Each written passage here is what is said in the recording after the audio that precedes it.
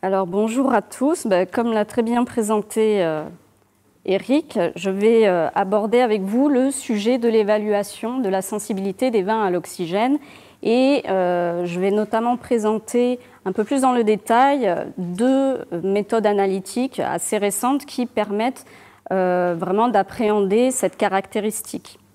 Donc, en introduction succincte, comme l'ont déjà évoqué mes collègues et comme vous avez pu le constater, en fonction des vins et de leur sensibilité à l'oxygène, ils vont, au cours de leur vieillissement, évoluer plus ou moins rapidement vers des notes de vin plus vieux. Et dans le pire des cas, même, on va voir apparaître des notes d'oxydation.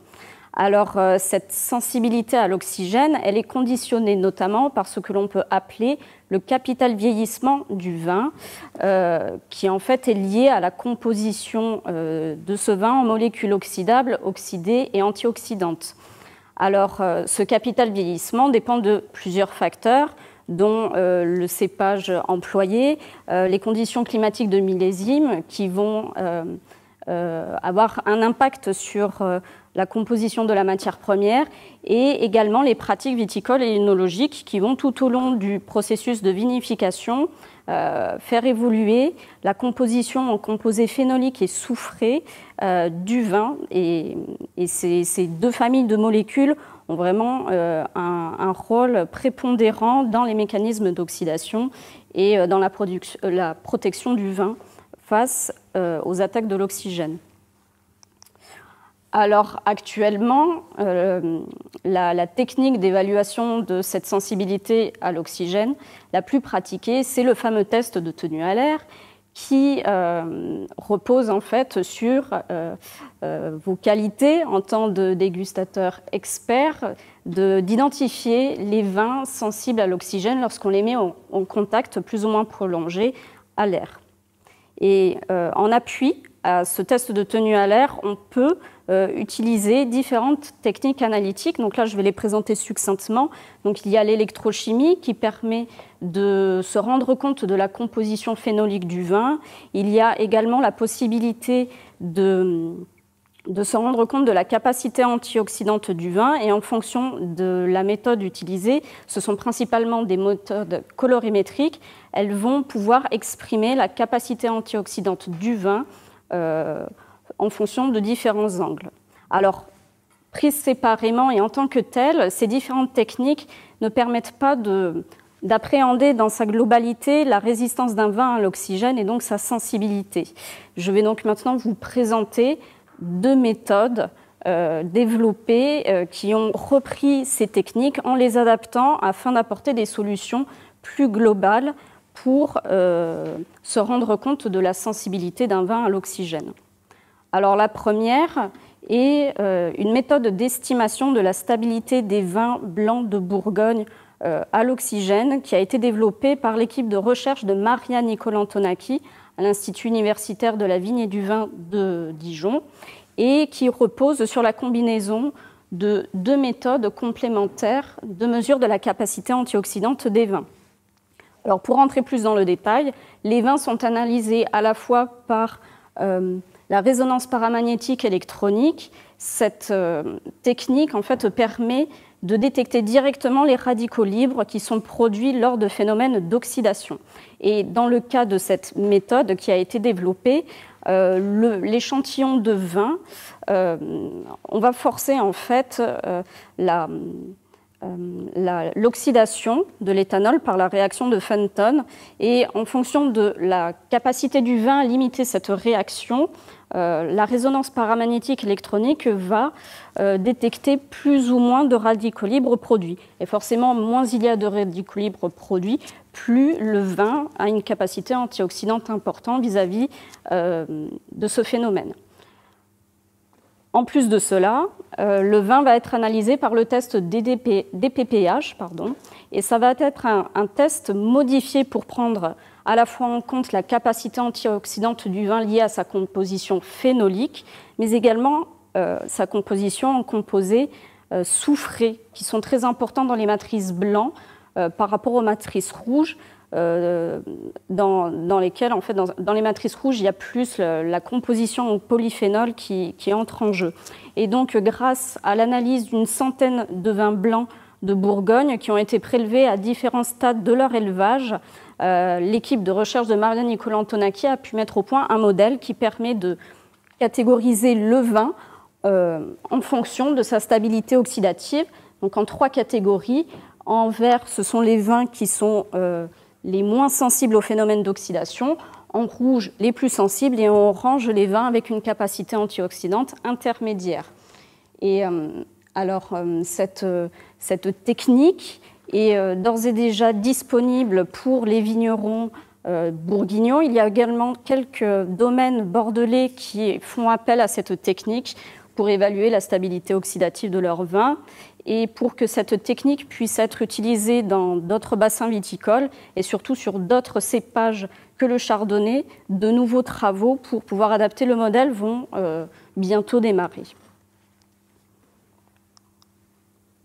Il y a également, en deuxième solution disponible, l'utilisation de l'électrochimie et en particulier de la voltamétrie à balayage linéaire de potentiel.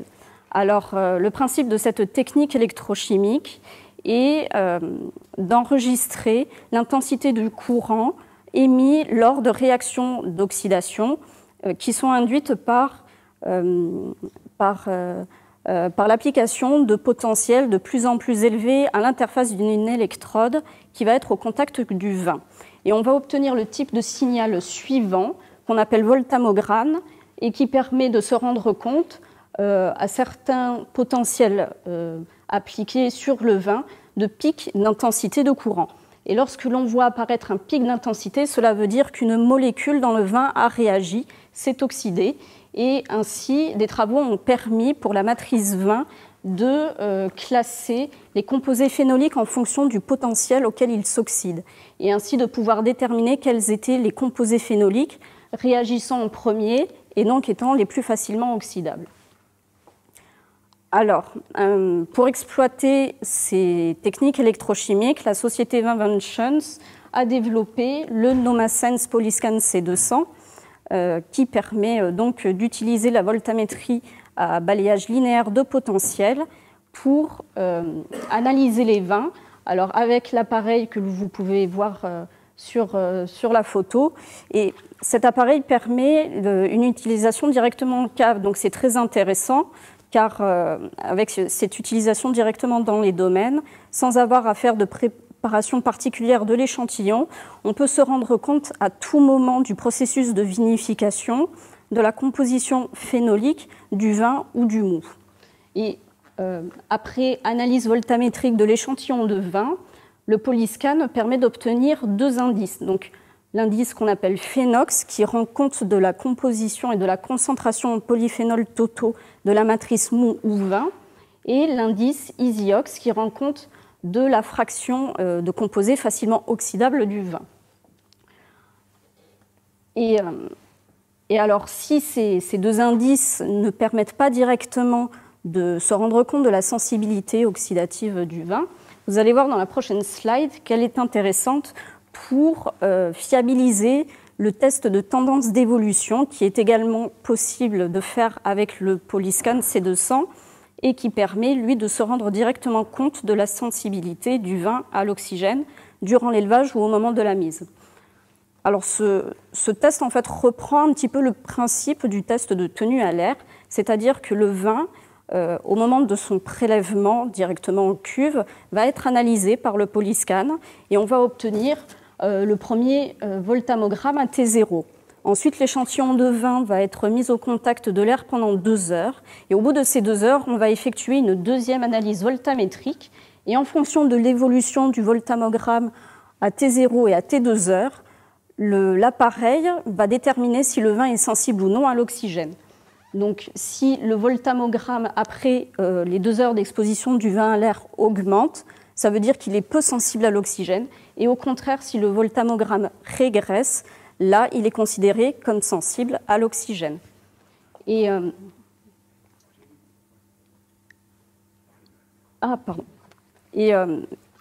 Et donc, oui, je parlais juste avant des indices EasyOx et Phenox, parce qu'avec ce test de tenue à l'air, qui rend compte de la sensibilité à l'instant T du vin à l'oxygène, on ne peut pas savoir si le vin est oxydé ou non. Et ce qui peut poser problème quant à la fiabilité de ce test, car si le vin est déjà oxydé au moment où on décide de faire le test de tendance d'évolution, on ne verra pas forcément une évolution du voltammogramme entre le T0 et le T2 heures. Donc c'est intéressant en fait d'utiliser ce test lors de la mise et en amont, par exemple durant l'élevage, de faire quelques points de suivi des indices EasyOx et Phenox.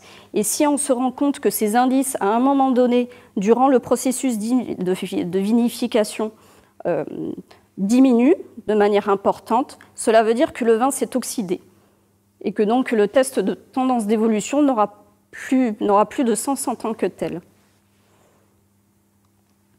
Alors, actuellement, il y a déjà quelques domaines qui utilisent cet appareil pour effectuer des tests de tendance d'évolution, également pour suivre l'évolution des indices Phenox et EasyOx pour différentes... pour décider, par exemple, de la durée de l'élevage ou alors de la durée de la micro-oxygénation.